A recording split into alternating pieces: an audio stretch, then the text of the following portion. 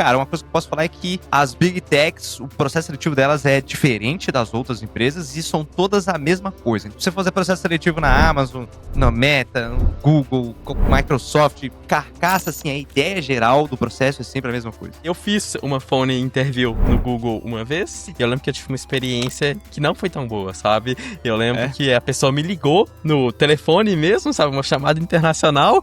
Ele me falou, o som estava muito ruim, sabe? Eu não conseguia entender nada. Eu sei que eu fiquei uns 40 minutos com ele me fazia as perguntas, eu não conseguia entender o inglês. Quando eu fui pra Big Tech foi onde eu comecei a conhecer gente de tudo quanto é lugar, absurdamente. E hoje eu posso dizer assim que eu tenho pelo menos algum amigo meu meio próximo em qualquer Big Tech hoje. Então, pra mim é muito mais fácil eu conseguir um referral de qualquer lugar.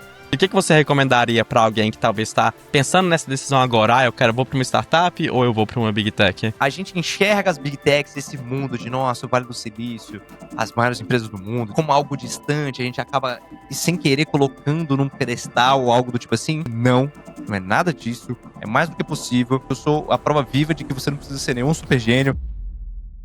Oi, eu sou o Lucas, sou engenheiro de software aqui no PostHog e esse é o primeiro episódio do podcast que eu tô começando hoje, que vai chamar Programação em Pão de Queijo, onde eu vou estar conversando assim com pessoas que estão na indústria, assim, trabalham em empresas grandes de tecnologia ou em startups e tá discutindo aí ações de carreira que são relevantes para toda a nossa audiência aqui no Brasil. Então, Thiago, tá um pouquinho hoje de quem você é, aonde você trabalha e qual que é o seu lanche favorito? Massa, Lucas, beleza. Bom, galera, meu nome é Thiago Veras, conhecido como Veras também.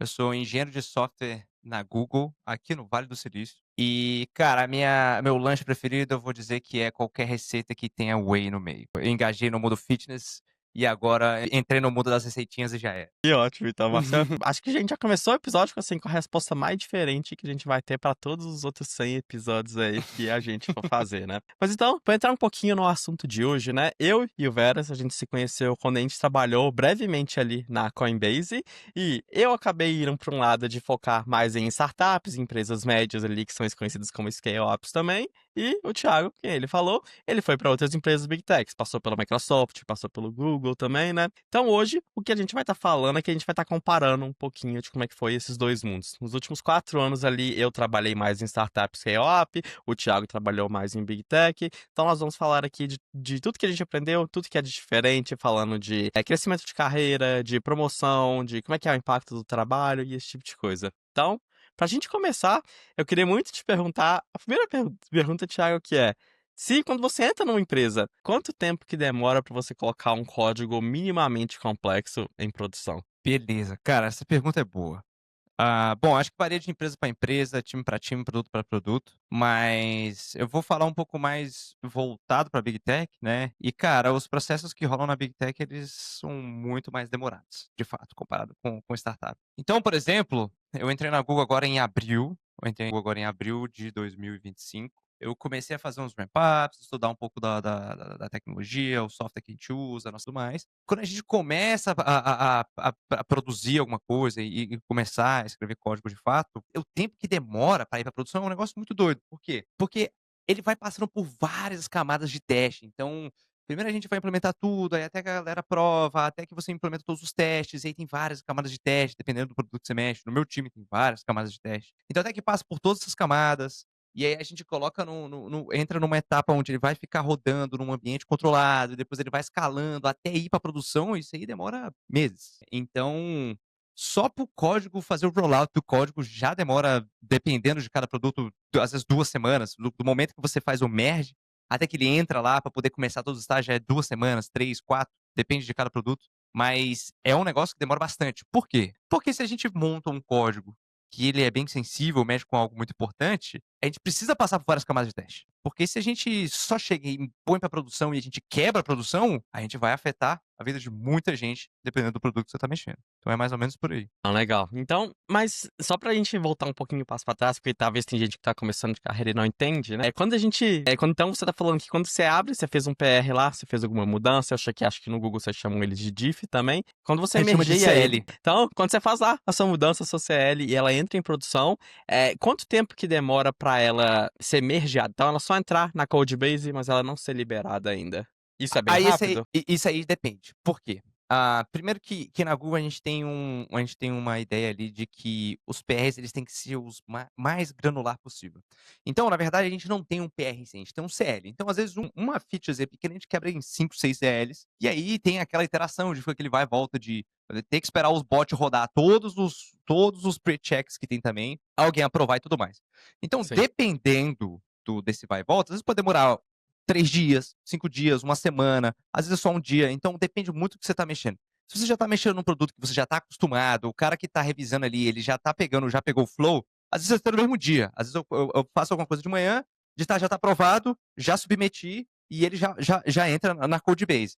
Mas entrar na Codebase não significa que vai para produção, né? Então demora muitos e muitos mais. Eu ia falar isso porque eu conheço algumas pessoas que trabalham na Meta, né? E a Meta, assim, cresceu muito, né? Na época lá de alguns anos atrás, elas pegavam muita gente do Google também. E uma coisa que me Uhum. surpreendeu aqui, uma coisa que eles colocaram na cultura deles desde cedo, é que no seu primeiro dia você vai submeter uma mudança. Você vai submeter e vai ser aprovada. O que eu fiquei, assim, chocado que até hoje isso acontece, sabe? No seu primeiro dia de onboarding, você vai pegar e vai colocar uma mudança. Então eu fiquei, assim, pensando, imagina o quão eficiente que não tem que ser todos os sistemas internos para que você chega lá, você roda um negócio e já vai acontecer tudo ali para você ir rodar, sabe? Você tem que ter um onboarding fantástico ali para no primeiro dia você já conseguir fazer alguma coisa. Mas enfim, eu acho que é possível, mas é bem puxado, né? De fato, conseguir entregar algo que vai gerar valor para a empresa no primeiro dia é realmente um negócio bem puxado. Mas a gente acaba que acho que a Meta tem, em todas as Big Techs, a Meta ela é conhecida por, tipo, fazer as coisas muito rápido e quebrar as coisas, sabe? O Move Fast Break Things veio deles, né?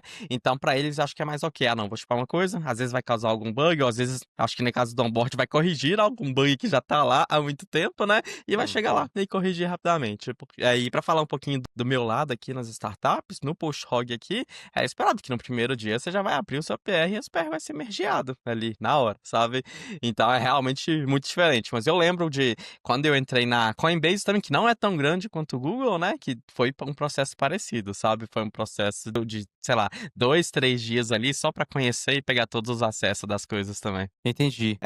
E tem essa parte de pegar acesso, de entender o que está acontecendo, recebe o hardware. Então tudo isso demora um tempo ali no começo. Pelo menos na Google, primeira semana, assim, é só entender como é que funcionam as coisas, ir para o escritório, ver onde é que é a sua mesa, essas coisas. E mais para frente, a gente tem um onboarding do próprio time, que é esse onboarding. Não, aí começa um onboarding da Google, e já demora um mês, que é o GTI. Aí Um depois que mês. acaba o onboard da Google, você começa o onboard do seu time. Aí depois que começa o onboard do seu time, aí você pega o seu projeto de onboarding para começar a fazer, e aí depois que você fizer o ramp up dele e implementar a coisa, aí sim você começa a mandar os seus PRs para eles poderem ser mediados. Nossa, então ainda vai. Então, pra você abrir o seu primeiro PR ali, capaz que já vai ser só depois de um mês, então? Ah, você Não, nem toca no 2 meses? uns 2 meses, assim. O primeiro mês você aprende as tecnologias internas da Google. Aqui é o nosso Git, é assim que você abre uma branch, é assim que você sobe um CL, é assim que você build as coisas. Só que nada com o código do seu time. É só você estar se familiarizando com como é que funciona a empresa internamente. E depois que você aprende isso, aí que você começa a fazer meio que a mesma coisa, só que pro código do seu time, e é onde você vai realmente colocar a mão na massa. Eu acho que a gente pode só falar de mais um assunto que agora que você me falou, antes da gente seguir para outros assuntos de carreira também, né? Que é quando a Google começou. Hoje em dia, quando você vai criar uma empresa, a gente já tem ferramentas open source ou vendors, assim, que são startups terceirizadas para serviços, que já fazem muita coisa, né? A gente tem, por exemplo, o Datadog, que dá observabilidade. A gente tem o Kubernetes, né? Que é o gerenciador de container ali em produção. A gente tem todas as ferramentas de logs, de traces e não sei o que hoje em dia tem as soluções prontas. Só que na Google, muitas vezes eles tiveram que construir essas soluções assim do zero, né?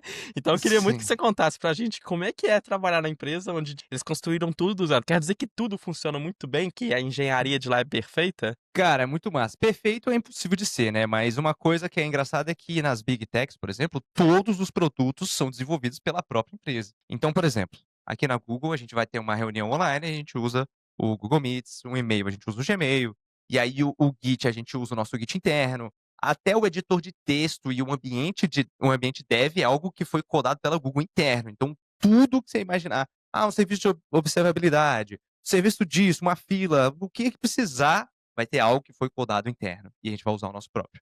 Quando eu trabalhava na Microsoft, a mesma coisa. Então tem os produtos famosos, né, que alguns acabam virando produtos externos, né, como, sei lá, o Outlook, o Teams, mas todas as outras coisas que a gente precisa no nosso dia a dia é tudo feito internamente. Nada a gente puxa de fora. É um negócio diferente. Mas aí quando você tá nessa empresa, assim, você se preocupa um pouquinho de: "Ah, não", vamos supor que você cansou de Big Tech e você quer voltar para o mercado agora, você se preocupa em: "Caramba, não sei, sei lá, o que que é o ClickHouse, que é um banco de dados OLAP, eu não sei o que que é, vamos dizer, eh, eu não vou falar o Kubernetes, porque o Kubernetes veio do Google, veio que sei que veio do Borg do Google, então eles são parecidos e tal, mas você se preocupa em, tipo, você está falando, tipo, um Microsoft Engineer ou um Google Engineer, se você for para uma startup especificamente, não para Aham. outra Big Tech?" Cara, a minha ideia é que no final do dia, os pedaços que a gente precisa dos componentes pra gente ter um software rodando, funcionando no geral, só vai mudar a capa dele. Então, assim, ao invés de eu usar agora sei lá, um file storage, eu vou usar um S3 da Amazon. Não, eu vou usar um outro file storage que eu não sei, que a empresa usa. Pode ser um da Microsoft, pode ser um da Amazon, pode ser um que eles mesmos implementaram.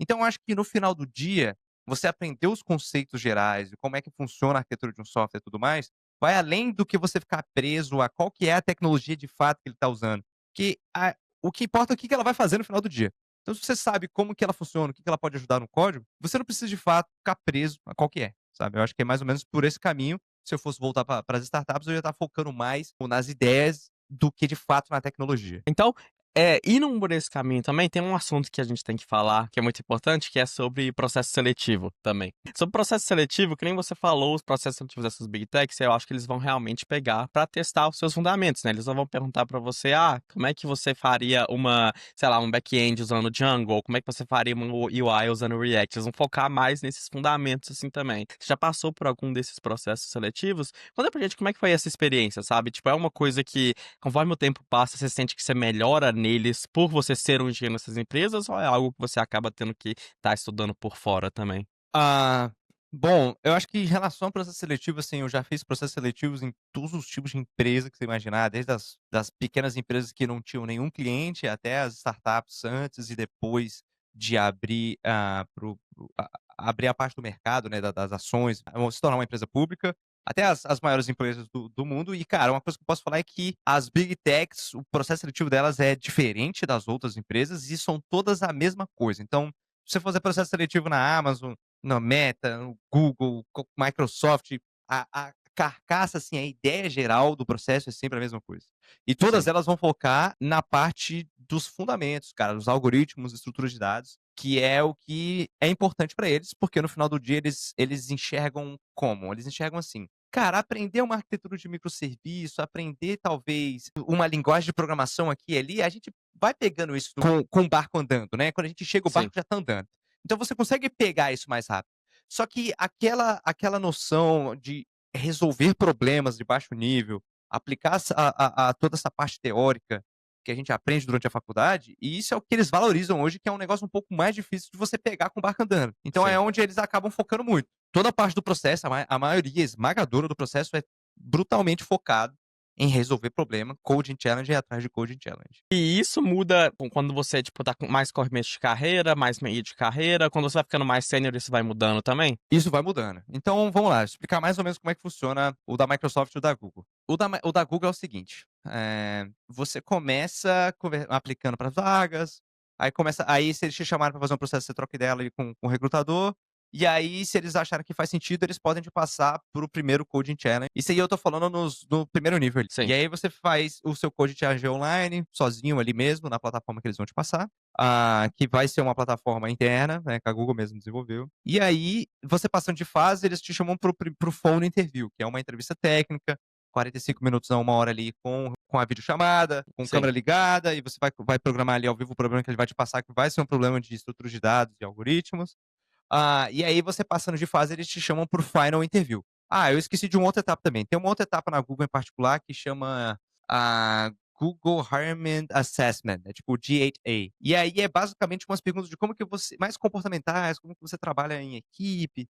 Mas é assim, é uma porrada de perguntas, por volta de 40 perguntas, se eu não me engano. Isso tem 40 vídeos, né? perguntas? Tem vídeo na internet que eles explicam como é que é esse processo, mas é meio que conhecimentos gerais, barra como que você se comporta, e ao longo das perguntas, elas vão voltando à mesma pergunta com palavras diferentes, só pra ver se você vai estar entrando em contradição ou não, sabe? Entendi. E aí, eles te passam, se você passar por todas essas etapas, você vai pra uma das últimas etapas, que é o on-site interview, né? Ou a final interview, dependendo de cada empresa. E aí é onde vem um bloco de entrevista gigante. Para Google, pro primeiro nível, que é o Júnior, que nós conhecemos no Brasil, e o Pleno, a gente não tem System Design. Então a Sim, gente vai ter 4 entrevistas, 3 entrevistas técnicas e uma entrevista behavioral, comportamental. E todas são uma seguida da outra, geralmente. Tá? Geralmente é sim. tudo no mesmo dia. Eu fiz 3 entrevistas técnicas e uma entrevista comportamental. E as entrevistas técnicas, entrei na entrevista, começou do zero, ele me passa o problema, tem que resolver, fala de complexidade de tempo, espaço, mostrar possíveis soluções e tudo mais. Sai da entrevista, entrei em outra, começa do zero de novo. E geralmente, você vai entrevistar pro time que você vai, mais ou menos.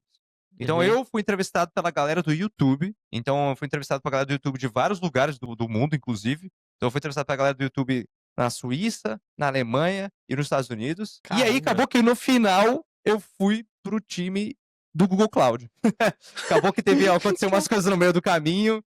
E aí eu tive que abriu bastante vaga no cloud. E aí eu entrei num time de network específico que eu posso entrar em mais detalhe mais pra frente sobre o que eu trabalho. Mas enfim. E aí assim é mais ou menos que funciona o processo. Na Google em particular e na Meta também, se não me engano, depois que você passa do final interview, você está tecnicamente pronto para entrar na empresa. Então é assim, bom, esse candidato aqui, a gente já sabe que ele tem nível técnico para entrar, então agora a gente precisa achar qual que é o matching perfeito para ele. Então a gente entra numa etapa que chama team matching. Então é basicamente, a grosso modo, é um Tinder de time. Então ele vai Sim, te mandar uma lista de time e aí ele vai pegar o seu perfil, o seu currículo, o seu desempenho, o seu feedback na entrevista, vai mandar pro time. Se o time ficar interessado em você, tipo, esse candidato parece que faz sentido, vou chamar ele para uma conversa. Então você vai conversar com o representante daquele time. E aí você vai ter uma reunião que geralmente não é técnica, ele não vai ficar te fazer pergunta técnica. No máximo ele vai te perguntar coisas do seu currículo, alguma experiência no geral assim.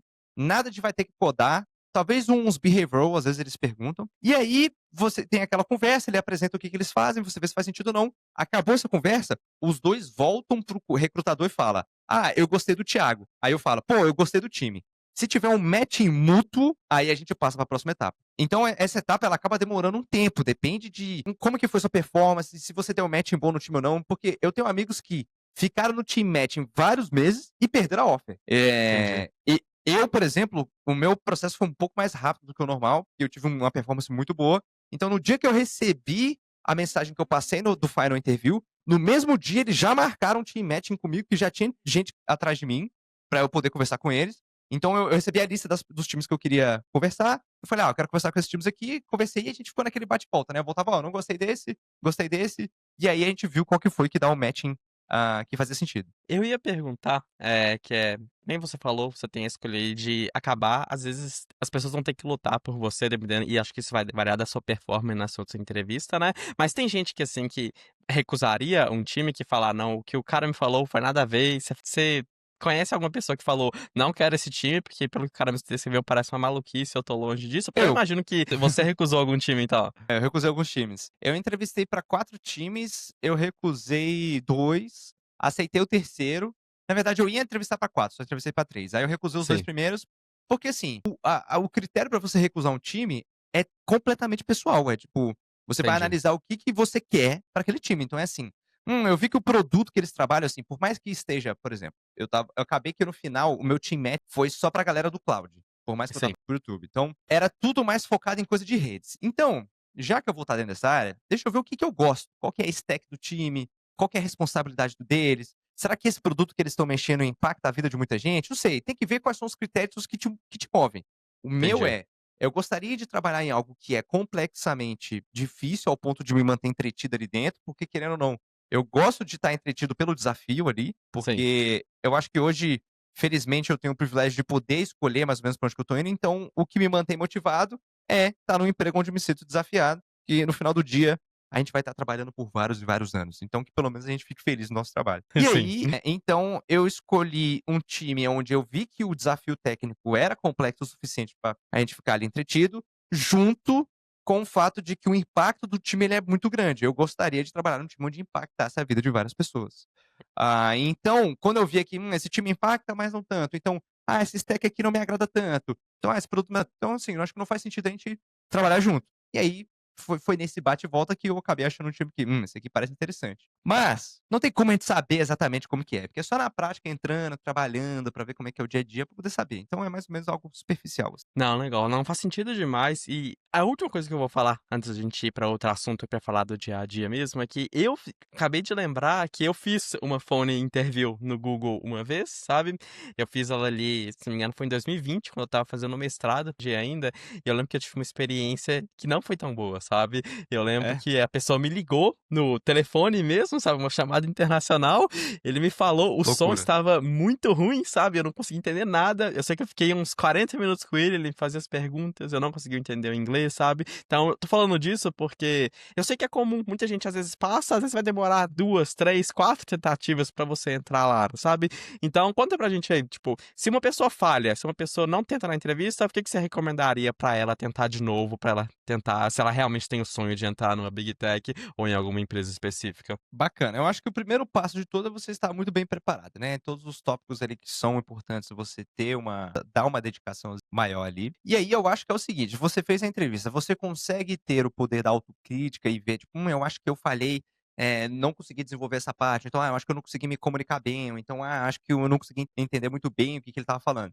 Então eu acho que a Sim. primeira etapa é você conseguir identificar quais são os pontos que estão te atrapalhando a ter sucesso nos processos seletivos, e voltar a treinar e estudar bastante, mock, fazer várias e várias mocks. Para quem não conhece, mock é você simular uma entrevista de verdade. Pode ser sozinho, pode ser com alguém que você conhece, que ele vai fazer o papel de entrevistador, pode ser que em plataformas, que existem diversas plataformas que você pode marcar entrevistas, onde você entrevista a pessoa te entrevista, Tá. e não desistir, e aplicar de novo. Você pode aplicar de novo, não existe isso de blacklist ou de lista que você fica permanentemente proibido de aplicar, não. Cada empresa tem a sua própria regra, às vezes é 6 meses, às vezes é 1 ano, mas daqui a um tempo você está de volta e pode aplicar e de novo. E quantas vezes precisar, só não desistir. Ah, não, então faz sentido demais. E pra quem não sabe, eu e o Thiago, a gente tá fazendo dando uma pequena pausa aqui. Eu e o Thiago, a gente tá trabalhando num produto que a gente vai estar lançando juntos ali, mais ou menos no mês que vem, sabe? A gente vai deixar o link na descrição, que é exatamente pra vocês que têm essa vontade de entrar na Big Tech. A gente vai entrar nos detalhes, num plano que você pode seguir, sabe? Em tudo aquilo que você precisa pra você ter o material. E aí, depois, em janeiro, nós vamos ter exatamente o conteúdo também pra você tá se preparando também. Então nós vamos deixar o link aqui. Se você quiser receber também, comenta Big Tech aqui nos comentários também, que a gente também te manda. E você podem chamar a gente assim, ou no LinkedIn ele é o principal pra mim, pra você, Thiago, seria onde seria bom te chamar, se alguém tiver alguma dúvida. Pode ser no LinkedIn também. Então a gente vai deixar o nosso link aqui, se você tem interesse, você entra aqui, mas agora nós vamos falar um pouquinho, saindo do processo seletivo, saindo do dia a dia, queria falar um pouquinho realmente do que a gente veio falar aqui hoje, que é qual que é a diferença em trabalhar numa startup e numa Big Tech aqui também. Então, para começar, eu queria falar de duas coisas, né? A primeira é de tipo, como que você sabe se você tá tendo sucesso na empresa? E a segunda é, agora que você tem esse sucesso, como é que esse sucesso vira em prestígio ou em dinheiro para você? Ou seja, como é que você é promovido? Então, eu vou começar falando um pouquinho aqui da empresa que eu trabalho hoje, que é o PostHog, né? No PostHog, a gente trabalha, a maior parte dos engenheiros aqui, nós somos Product Engineers, ou seja, a gente é responsável não só pelo desenvolvimento técnico, mas a gente é responsável por definir o que que a gente vai construir, para quem que a gente vai construir, como é que eu vou saber o que que eu vou fazer ou não. Então eu mesmo tenho que ir lá e eu tenho que identificar os meus requisitos, sabe? A gente não tem PM na maioria dos times e tal, ou se você tem um PM, o PM ele só te ajuda, um PM que é um Product Manager, ele só te ajuda ali a entender quais métricas você vai olhar, sabe? Com quais usuários talvez seria bom de você conversar. Mas você que é um engenheiro mesmo, que você tem que ir lá e fazer. Então, o que que eu olho no meu dia a dia? Eu tô ali sempre procurando usuário para conversar, por conta do meu produto, que é um produto B2B. Então, a gente não tem tantos clientes, eu não posso rodar um experimento para ver se o negócio vai crescer muito ou não. Então, eu tô sempre olhando coisas como receita, os meus clientes estão felizes, que a gente mede pelo NPS, ou se eu tô decidindo fazer uma feature nova, eu lancei essa feature, qual que foi o impacto? As pessoas usaram, as pessoas não usaram, e esse tipo de coisa. E em processo de promoção, ele é basicamente assim, pra mim também, sabe? Não tem um processo certinho. Eu já trabalhei em outras empresas que tiveram um processo mais elaborado, eu acho que quando o Thiago falar, ele vai falar dos comitês de promoção, promotion package, que eu até tenho um artigo sobre, que na Brex era assim também, mas no post-hog você vai ser promovido quando a gente tá vendo que você tá tendo um bom trabalho e o seu produto tá aquecendo em receita. Então é uma coisa muito mais simples, né. Então eu queria saber de você aí agora, Thiago, como que é, assim, como é que você decide o que que vai ser feito, como é que isso funciona? Se você decide fazer um projeto, quanto tempo ele dura? Ele dura uma semana, ele dura 3 meses? E depois que você tem sucesso, como é que você sabe que você tem sucesso e como é que você faz pra você ser promovido depois também? Tá, beleza. Cara, dentro de uma Big Tech varia, como sempre. É muito difícil a gente falar assim, dá pra gente eu posso contar um pouco sobre a minha experiência, mas o que a galera precisa entender é que dentro de uma Big Tech é tão grande um ambiente, tão grande, tipo, tem mais de 200.000 funcionários, não sei quantas orgs, que cada organização, cada squad acaba virando uma própria empresa. Então, o fluxo de trabalho, ele é diferente para cada um dos ambientes. Então, o ambiente onde eu trabalho hoje, eu trabalho no time que chama NSLM, que é a sigla NSLM, que é basicamente a gente cuida de esse NSLM significa Native Switch Lifecycle Management. Então, basicamente, são operações de management do switch, o hardware físico mesmo, que a gente tem dentro dos data centers. Tá. E aí, cara, o fluxo que acontece lá dentro, os projetos que a gente vai pegar, por exemplo, que você falou, quanto tempo demora um projeto e tudo mais, tudo depende. Então, eu comecei fazendo alguns projetos que eles eram pequenos, então eu demorei 1 mês para poder fazer um projetinho ali, demorei 1 mês para poder fazer outro, mas agora eu tô tocando um projeto maior. Esse projeto maior que eu tô tocando, a previsão para ele estar pronto, porque assim, eu tô trabalhando uma perna dele, né, mas o projeto inteiro, a previsão dele estar pronto é lá para 2027. Então, assim, é um produto que vai Nossa demorar senhora. muito para ficar pronto. Mas em A minha 2027 no início do ano ou, sei lá, segundo semestre, final do ano? é no primeiro semestre de 2027. Tá, E aí, a gente tem reuniões com vários times, várias pessoas, e aí é aquele você acaba trabalhando num pedacinho daquele negócio gigante. Então, é meio difícil a gente conseguir mensurar qual que vai ser o tempo de cada uma das coisas que a gente tá mexendo. E aí, como é que eu sei que eu tô tendo sucesso? Então eu acho que essa é uma parte extremamente importante. Por quê? Porque você precisa tá tendo o tracking ali do seu progresso. E aí, para isso, você vai ter o seu acompanhamento do seu manager, então o seu manager ele vai estar ali junto com você, né? Você vai ter os seus one-on-ones, você vai ter lá o status update que a galera fala, né? A gente vai ficar ali falando como que a gente tá tendo o nosso progresso, se a gente tá tendo blocker ou não nas coisas que a gente tá mexendo. E aí, cara, para cada um dos projetos que a gente vai mexendo, geralmente a gente tem um documento explicando que a gente quebra tudo que precisa para poder ter aquilo ali pronto, quanto tempo a gente vai demorar mais ou menos em cada uma das coisas. Então, assim, tá. eu vou resolver esse pedaço aqui em 2 semanas, o dev work para esse aqui é de 1 semana. E aí, a gente vai frequentemente dando uma olhada para ver se a gente está alinhado com o que a gente esperava que fosse ser. Nem sempre é verdade. Tem coisa que a gente vai ter que, isso aqui vai demorar muito mais do que precisa. Tem projeto que isso aqui dá para fazer mais rápido do que precisava. Então teve um projeto que eu fiz, que eu estava mexendo nele, e aí eu vi, cara, isso aqui não tem a menor condição de ser resolvido nessa semana aqui, porque envolve vários times. Eu tenho que escrever vários documentos, eu tenho que conversar com várias pessoas, e isso aqui Tá, a gente vai ter que mudar a data, não tem como. sim. E em contrapartida, eu já mexi num outro projeto que a data para ele ficar pronto era em outubro, em setembro eu estava entregando ele já, porque eu consegui resolver as coisas muito antes. Então a gente, com o passar do tempo, eu acho que a gente vai ficando mais calibrado ali em conseguir chutar quanto tempo a gente vai demorar pra fazer as coisas. E aí, agora sobre promoção, né? E aí, ele está diretamente relacionado ao seu sucesso. Então, nas Big Techs, como que funciona? Na Microsoft e na Google, pelo menos, na Microsoft a gente tem 2 vezes por ano um Cycle Review. Tem uns outros 2 no meio do caminho ali, que é meio que só para casos especiais. Tá, Na Google é 1 vez por ano, ou 2, não lembro exatamente. Mas eu tenho certeza que 1 vez por ano, que é o que vai rolar agora ao final do ano. E aí a sim. gente faz como se fosse um relatório, que é o Annual Review, do que eu fiz esse ano. E aí nesse Annual Review ali, eu vou escrever um documento que o meu manager vai usar para me defender para promoção, se fizer sentido eu ser promovido. Então nesse documento vai ter todos os projetos que eu mexi, qual que foi a minha responsabilidade dentro daquele projeto, porque os projetos são gigantes. Então você Sim, nunca vai ser responsável por um projeto só. Eu não tenho, é fisicamente impossível você dar conta de mexer de tudo, então você mexe só no pedacinho. entendi. E aí, eu vou nessa descrição, eu vou falar quais foram os desafios, quais foram os times que foram envolvidos, o que eu resolvi em relação a eles, o link de todos os CLs que eu fiz, o link de todos os design docs que eu escrevi, o link de todos os tasks, os bug analyzers que a gente chama lá, que são as tasks de bug que eu tive que criar e resolvi, as discussões. Então eu vou ali botar tudo detalhado, tudo que eu fiz, pro meu manager chegar lá pro comitê e falar, galera, eu acho que o Thiago merece uma promoção por causa disso e disso. Tá aqui a justificativa comprovando que ele tá atendendo cada um desses pontos para chegar no final e meio que deixar ele sem opção a não ser me promover, sabe? Então Entendi. é um trabalho muito alinhado com o seu manager. Eu acho que é uma coisa importante falar, que é sobre essas promoções em qualquer carreira de tecnologia, de uma das melhores empresas de tecnologia, que você só é promovido quando você já tá agindo, tipo, como um próximo level, né. Porque se você não for um pleno muito bom, sabe, se você age de maneira independente, se você consegue shippar um projeto do início ao fim sem muito suporte, mas você não é alguém, por exemplo, que tá melhorando a performance de quem tá ao seu redor, que você tá mentorando outras pessoas, sabe, porque na minha visão, uma posição de sênior, sabe, já é uma posição de mais liderança, só que é uma liderança local ali no seu time. Então, se você é um sênior, você também é responsável não só por garantir que os seus projetos, que são desafiantes, indo bem, mas é garantido que se chegou algum projeto novo, em vez de você pegar e fazer ele você mesmo, pode ser uma oportunidade de crescimento para uma outra pessoa. Então, às vezes, você vai lá e você vai delegar ali para ela também. Então, isso é importante falar, porque muita gente pensa, nossa, mas eu faço o meu trabalho muito bem, tudo que eu faço eu já faço muito bem, mas quando você quer ser promovido, você tem que pensar, tá, eu trabalho bem, mas o que que uma pessoa acima de mim faz, né, e você tem que estar lá fazendo essas coisas também, né.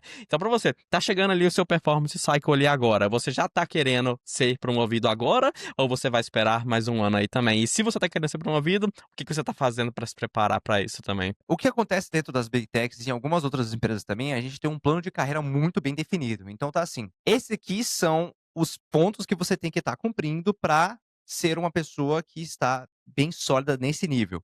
Então tá Sim, aqui os pontos que você precisa para ser júnior, para ser pleno, para ser sênior e tudo mais. Então, quando ou hoje eu sou pleno na Google. Para eu virar um sênior software engineer dentro da Google, eu tenho que ver lá quais são as listas das coisas, eu tenho que estar ticando elas consistentemente e provando que eu estou consistentemente ticando aqueles pontos ali dentro. E tá. aí, cara, você tem alguma pergunta, Não, algum não, ponto? pode seguir. Então, assim, como que funciona as promoções, né? Qual que é, assim, quanto tempo demora mais ou menos em cada nível, né? Então, isso dentro de Big Tech é um processo que demora muito. Não é um negócio que a gente está acostumado. Eu trabalhei durante anos em empresas no Brasil e todo ano dá para ser promovido ali. Eu consegui, eu tava quase virando sênior na Vtex, eu tinha 2 anos que eu tava trabalhando lá, entrei na Coinbase já de sênior.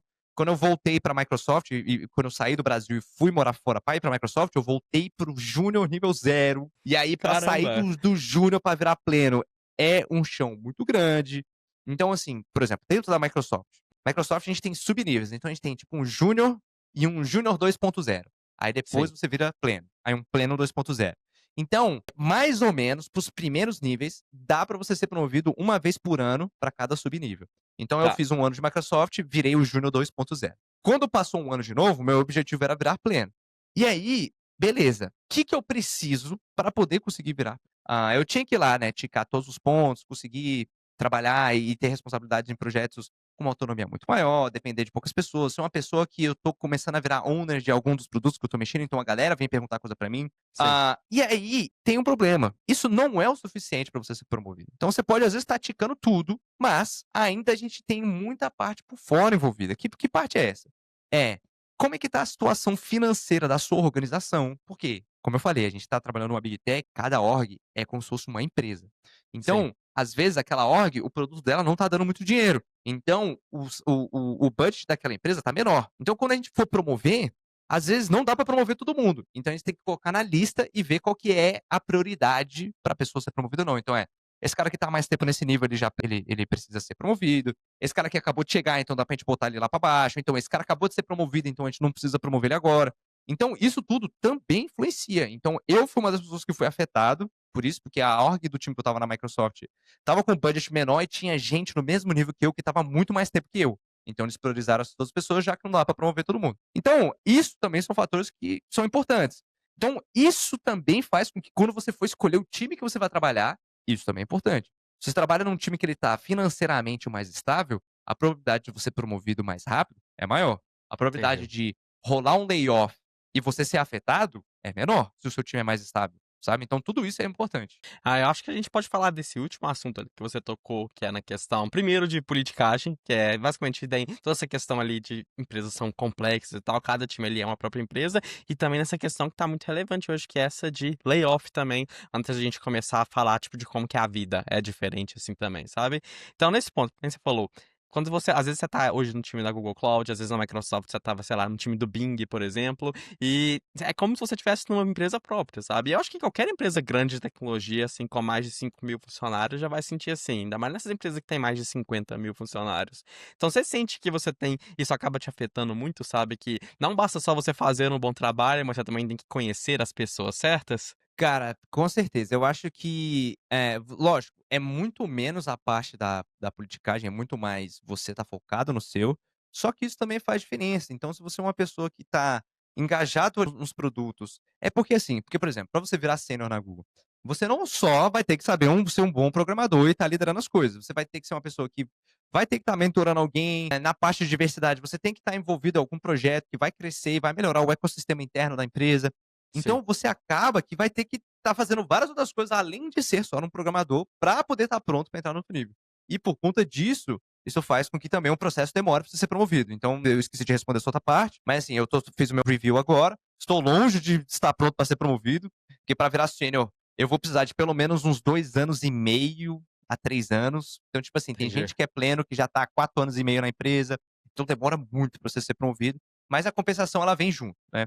Então entendi. eu acho que isso importa de fato, você tem que, ter uma boa relação com todo mundo, você tem que estar fazendo além do que só ser um programador, não adianta de nada você ser aquele cara que é bom técnico e falha em todos os outros pedaços, que isso pode impactar sim a sua performance dentro do trabalho. Eu acho que a última coisa desse ponto, antes de a gente falar, assim, da parte da vida e da parte da compensação também, é que quando eu entrei na faculdade, eu comecei na faculdade em 2016 e acho que você foi mais ou menos naquela época, eu comecei pensando: "Nossa, eu quero ir demais trabalhar numa Big Tech, numa Google, numa Meta, numa Microsoft da vida", porque parecia, assim, o mais perto de ser uma empresa com uma cultura muito boa, uma cultura de engenharia de excelência, uma cultura de que não apenas elas têm todos os perks legais que ficaram famosos, que é, tem comida, tem videogame, tem pessoas legais, tem várias amenities, assim, no escritório, mas elas também pagam super bem, sabe? Elas pagam super bem, você vai ter um crescimento de carreira, e parecia pra mim o equivalente de entrar num concurso público aqui no Brasil, que assim que você entrava, você tava lá bem, você ficaria estável, né?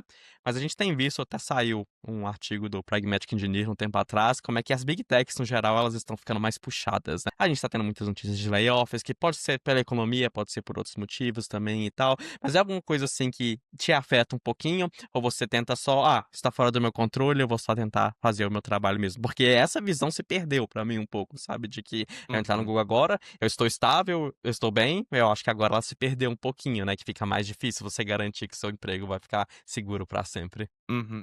Eu concordo completamente, eu acho que essa estabilidade foi embora já tem um bom tempo, então acho que alguns anos atrás, beleza, você entrou na Big Tech, vai ficar tranquilo lá para sempre. Mas aí eu acho que as coisas foram mudando, cara. Eu tenho muitos e muitos amigos na Microsoft, muitos amigos na Google, e eu percebo o quanto que eles estão se sentindo pressionados e afetados em relação a isso. Então, o que que acontece? Você vai percebendo como que as empresas vão mudando ao longo dos anos. Então, eles começam a produtos que dão menos são menos rentáveis ou não estão tendo uma performance tão boa, às vezes eles preferem cortar esse projeto. Fala: "Ó, acho que não faz mais sentido, então todo mundo que está preso desse projeto vai ser layoffado". Se você for uma pessoa que tem um desempenho muito acima da média, talvez eles vão te realocar para um outro projeto e tipo: "Ó, essa galera aqui vale a pena ficar, essa outra galera não vale". E aí, cara, passar dos anos eu percebi que, por exemplo, quando eu estava na Microsoft, que eles foram começando a puxar cada vez mais. Porque a ideia da Microsoft antigamente era o diferencial da Microsoft. Né, quais são os diferenciais das Big Techs? Porque cada Big Tech tem alguma coisinha que puxa um pouco mais pro lado dela, puxa a sardinha mais pro lado dela para fazer valer a pena o funcionário estar lá. Então o diferencial da Microsoft era o work-life balance e você ter uma vida um pouco mais tranquila. O que eu quero dizer em Sim. relação a isso? Era menos puxado, tem algumas épocas que você está trabalhando nos projetos que eles demandam menos, então tem temporada que você está trabalhando mais, tem temporada que você está trabalhando menos. E aí, em compensação, a Microsoft paga menos em relação às outras Big Techs. Isso já é um fato. E eu percebi isso na prática. Ah, e aí, cara, eu percebi que ao passar esses anos, não tá mais ficando tão tranquilo. Agora, se você não tem uma performance tão boa, já tá começando a rolar bastante layoff, então a galera que tá tendo uma performance baixa, pode ser que seja afetado. Agora eles estão te delegando mais projetos, então você tá tendo uma carga maior de coisas, mais responsabilidade. Então, às vezes, você acaba sendo owner de um serviço, sendo que você é um júnior, sendo que você é um player de produtos que são muito importantes. Então, assim, eu tenho um amigo que ele trabalhava no software do driver que conversava com SSD, na placa-mãe, no Windows. que era uma parada, assim, Caramba. muito específica, o cara era pleno e ele era o único cara que estava trabalhando nisso. Então, assim, ele estava trabalhando em 2, 3 drivers diferentes, então era assim, era a gente mandando os vendors de fora, as empresas de fora mandando o hardware pra ele poder testar, e ele sendo o cara que tinha que debugar e codar as coisas, sendo que o cara era Caramba. pleno e estava ganhando um pouco pra isso, comparado com a responsabilidade que ele tinha, sabe. Sim. Então as coisas foram mudando. Aí já na Google, o diferencial da Google é, a gente tem um work-life balance legal, mas eles pagam mais, só que também é mais puxado. Então a gente já tem uma cultura interna que naturalmente, assim, no mínimo, você vai estar trabalhando em 2 projetos ao mesmo tempo. Assim, dificilmente você vai estar fazendo uma coisa só. Então você sempre vai estar fazendo mais de uma coisa, você sempre vai estar fazendo system design, conversando com vários times e documentando tudo quanto é coisa. Então, eu sinto que eu tenho essa pressão maior, eu sinto que as minhas deadlines são um pouquinho mais apertadas, a galera tá ali, e aí, tu entregou essa parte? Documenta esse negócio aqui pra galera que tá lá esperando ver que você já fez. Então, assim, tenho essa pressão, mas eu sinto que ainda é num nível saudável. Eu, Entendi. particularmente, gosto bastante. Ah, não, mas eu acho que é uma coisa que faz sentido e eu acho que se você tá num lugar que você gosta do seu trabalho e você se dedicar a isso, porque eu não gosto muito da visão que muita pessoa tem, se você trabalhar com o que você gosta, num lugar que você gosta, você nunca mais vai ser feliz com nada, porque você vai deixar de gostar ao longo do tempo. Eu gosto muito de gostar do meu trabalho, porque a gente, que nem você falou mais no começo, a gente vai trabalhar por muitos anos, a maioria de nós vai trabalhar por 15, 20, 30 anos ali e tal, e eu quero estar trabalhando numa coisa que me anima, que eu quero estar ali, tipo, todo dia também, sabe? Então, de certa forma, me parece bom que às vezes as pessoas que às vezes elas não deveriam estar ali, tipo, no nível que elas estão e tal, e elas estão acabando sendo cortadas. Mas eu acho que acaba indo muita gente boa também por esse negócio, por coisa que você está fora, tipo, do seu controle também, Eu co sabe? Completamente. Porque pode ser que o seu projeto tenha sido afetado e todo mundo foi cortado e não tem nada que você possa fazer. Então, inclusive, foi uma das coisas que você tinha até falado, né. Então, assim, por conta disso, acho que eu foco mais em evoluir como pessoa, como programador, entregar me sentir desafiado, fazer produtos complexos e entregar bastante coisa. E esse, até aqui, é onde eu tenho controle. Daqui pra frente eu não tenho mais controle. Como eles vão reagir, se o meu produto vai ser cortado ou não. Então, eu acho que acaba que se você focar só no seu e ficar mais tranquilo, o resto não tá no seu controle, não tem muito que você possa fazer, né. Não, a gente não tem essa garantia de nada. E aí, pra gente estar indo para as nossas perguntas finais aqui então, que você falou pra Big Tech que você tá ali nos próximos 5 anos e tal. Você gostou, tipo, de onde você tá? Você se sente, tipo, super satisfeita ou você tem uma vontade, assim, talvez no médio prazo, assim, tipo, depois dos 5 anos, você quer tentar outra coisa? Você quer continuar em Big Tech mesmo? E o que que você recomendaria pra alguém que talvez tá pensando nessa decisão agora? Vou pra uma startup ou eu vou pra uma Big Tech? Cara, o meu plano para o futuro, ele é meio complexo, porque eu enxergo hoje várias ramificações, né, de possíveis cenários para onde eu iria. Então, eu enxergo eu ficando na Google por vários anos, eu enxergo eu voltando para o Brasil e trabalhando para outra empresa, eu enxergo eu mudando de empresa aqui no Vale do Silício mesmo. Então eu acho que o que mais importa para mim, assim, no final do dia, é que eu consiga enxergar que qualquer um desses possíveis cenários eu vou estar muito feliz, porque eu acho que eu vou estar sempre escolhendo algo que me mantém feliz. Então, eu vou estar escolhendo a Entendi. empresa que eu vou estar desafiado, eu vou estar escolhendo a empresa que, o ambiente é bom, a minha remuneração ela vai ser justa no mínimo. Então eu não sei exatamente o que vai acontecer, mas eu estou ansioso para quais são as cenas dos próximos capítulos. Mas por enquanto eu vou dar uma focada e entregar bastante coisa, aprofundar o máximo que eu posso aqui dentro da Google e aprender o máximo possível, porque a stack é muito legal, eu tô me divertindo horrores, mas eu sinto que eventualmente essa complexidade e esse desafio ele vai diminuir. Porque para mim a complexidade que eu tenho hoje é entender o software, é entender como é que a stack do nosso time funciona, quais são todos os microserviços, qual que é o fluxo de cada uma das coisas. Quando eu mando executar uma operação, por exemplo, de reiniciar um switch, quais são os serviços que funcionam, onde que passa cada código, como que funciona. Acho que eventualmente, quando eu ficar mais familiarizado com isso, talvez o meu desafio diminua um pouco. Mas por enquanto não. Então eu vou passar os próximos anos entretido aí. Eu acho que uma coisa que é um benefício que a gente fala pouco, sabe? E eu sinto que não é exclusivo de Big Tech também, é que um conselho de carreira que eu escutei no passado que é muito bom é que não importa o lugar que você vá trabalhar, você quer que todas as pessoas que trabalharam com você tenham uma opinião de que, nossa, o Lucas é um desenvolvedor sensacional, nossa, eu super queria trabalhar com o Thiago de novo. Porque a nossa indústria, quando você vai indo para essas empresas assim de mais prestígio, acaba virando uma indústria pequena no geral, e é muita chance de que às vezes a gente vai você vai ir pra alguma outra empresa que já tem alguma coisa, alguma pessoa lá que já trabalhou com você. Eu acho que um ponto muito bom de trabalhar nessas empresas de mais prestígio é que você acaba conhecendo pessoas ali que vão te ajudar ali a sua vida inteira, sabe? Eu sinto que depois que eu passei ali pela Coinbase e pela Brex, sabe? Que são empresas maiores, eu sinto que meu network, assim, melhorou de, tipo, do 0 pro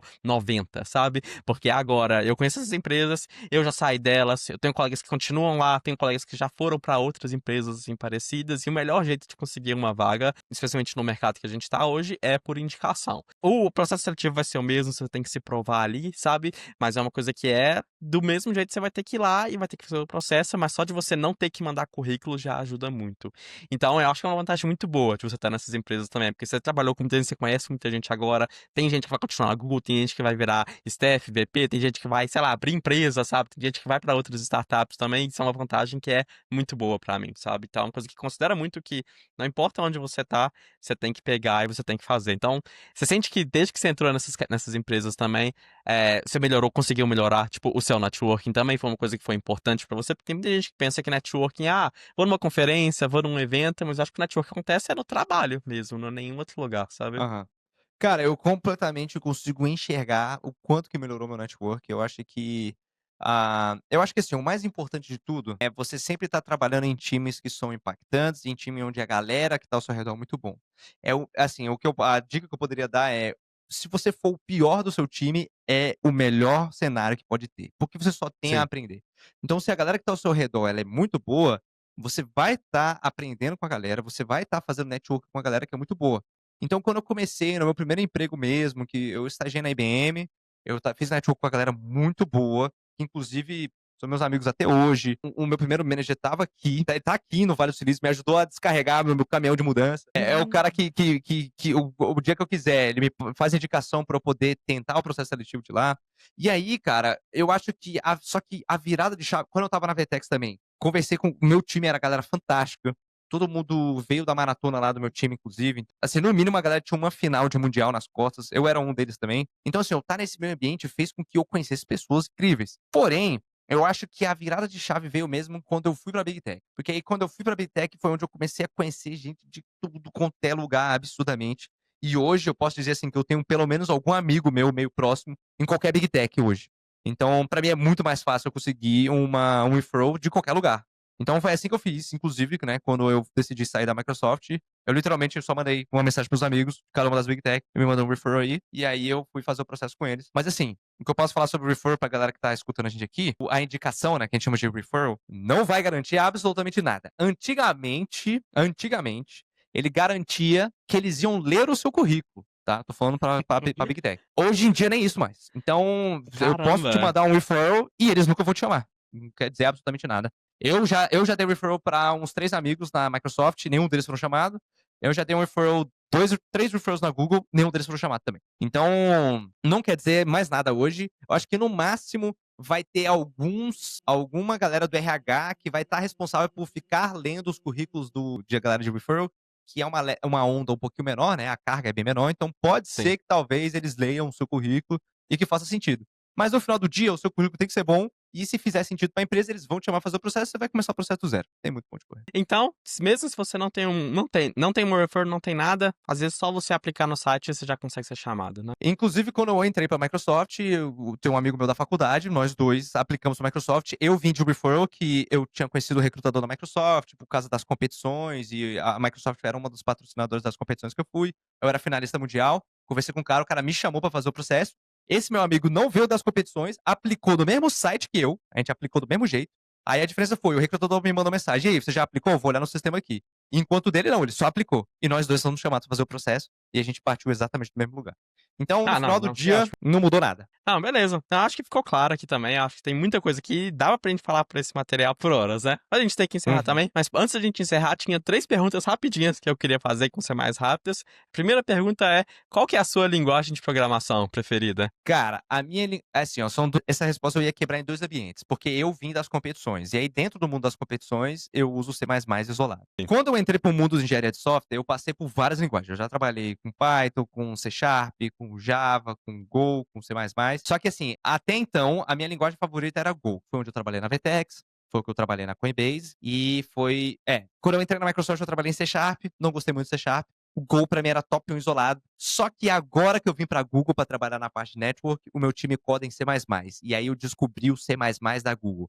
É o que eu falo pra galera, existem 3 tipos de C++, o C++ da maratona, que é um negócio meio maluco, aí existe o C++ do mundo de ambiente de trabalho, e existe o C++3, que é o C++ da Google, que é tudo interno, cara. Tipo assim, as libs que a gente usa é que a própria galera da Google codou. Então, assim, por exemplo, eu não uso nem string. Eu uso a string da biblioteca que a Google codou a própria string. As estruturas de Caramba. dados foi a Google que codou internamente. E, cara, esse ambiente do C++ para codar interno da Google é fantástico. Então, para mim, a resposta é C++.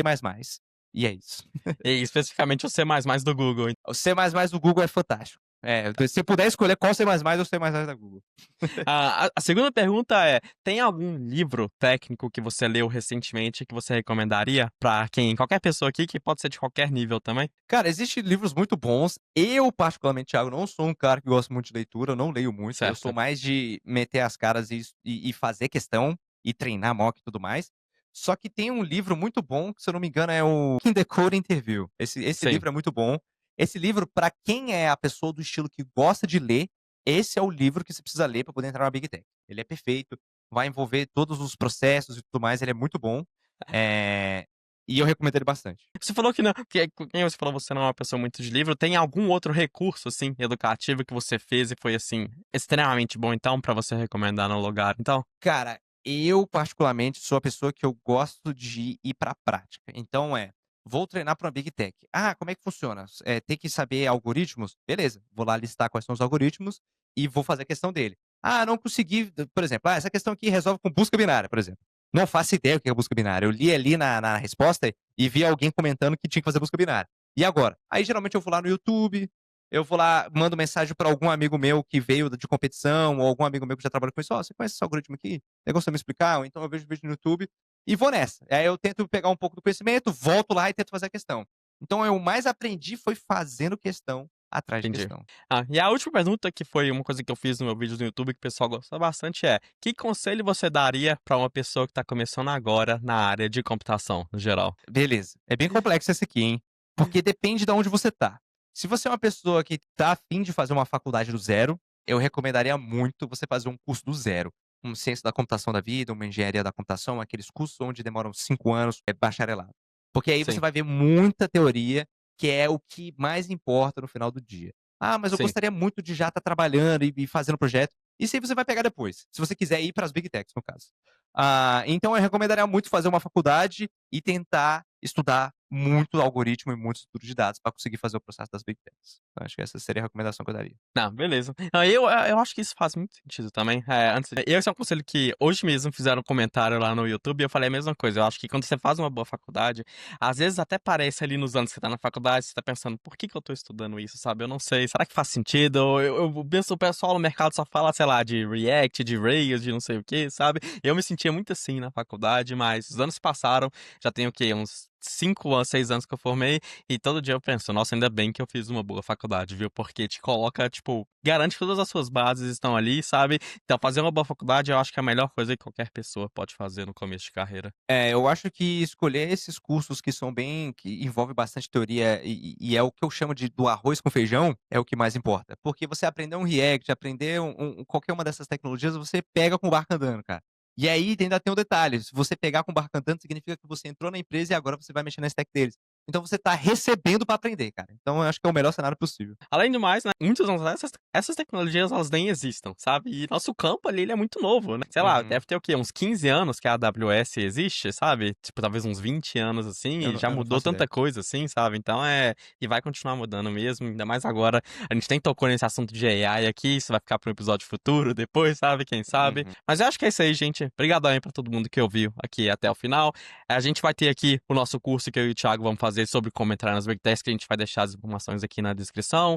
E se você gostou, se inscreve, deixa o seu like aí e dê sugestões aí de outras coisas que vocês gostariam de ouvir aqui com a gente. A gente tá fazendo nosso primeiro episódio, mas se der certo, quem sabe a gente não vai voltar e ir pros episódios futuros. Thiago, alguma coisa aí que você queria falar pra encerrar? Alguma coisa que você queira falar aí de coisa que você faz pra você plugar aqui também? Cara, eu acho que é isso. Queria agradecer pela oportunidade de estar aqui, bater esse papo. Espero que a galera tenha tirado um pouquinho desses mitos, a gente tem bastante coisa pra conversar aqui, daria pra gente fazer vários e vários episódios pra poder tirar o máximo de dúvida possível. Então acho que se a galera tiver alguma pergunta, alguma coisa específica, pode deixar nos comentários aí, eu vou estar dando uma lida também e respondendo o máximo que dá. E é isso, cara, eu acho que o que eu posso dizer no final pra encerrar assim, é que a gente enxerga as Big Techs, esse mundo de, nossa, o Vale do Silício, as maiores empresas do mundo e tudo mais, como algo distante, a gente acaba sem querer colocando num pedestal ou algo do tipo assim. O que eu quero dizer pra galera é que não é nada disso, é mais do que possível. Eu, pra mim, eu uso de exemplo eu mesmo, que eu sou a prova viva de que você não precisa ser nenhum super gênio. Eu nunca fui uma pessoa super gênio durante a escola. Faculdade eu mandei bem, mas é porque eu me dediquei bastante. Mas é tipo, no final do dia, é só você acreditar que realmente dá, ralar bastante e que é possível estar aqui. Eu entrei hoje aqui, tô aqui no Vale do Silício, trabalhando na Google. A galera do meu dia a dia, quando eu olho pra eles, eu são seres humanos iguais a todos nós. Não é Sim. nenhum super gênio. Todo mundo ali manda bem? Manda bem. Mas no final do dia é um ser humano igual a gente, que tá ali, que tem seus problemas, que estudou e ralou tanto que precisou poder estar ali. Então eu acho que é isso. Não, beleza então. Então valeu, gente, a gente se fala aí e até a próxima. E brigadão também, Thiago. Até mais.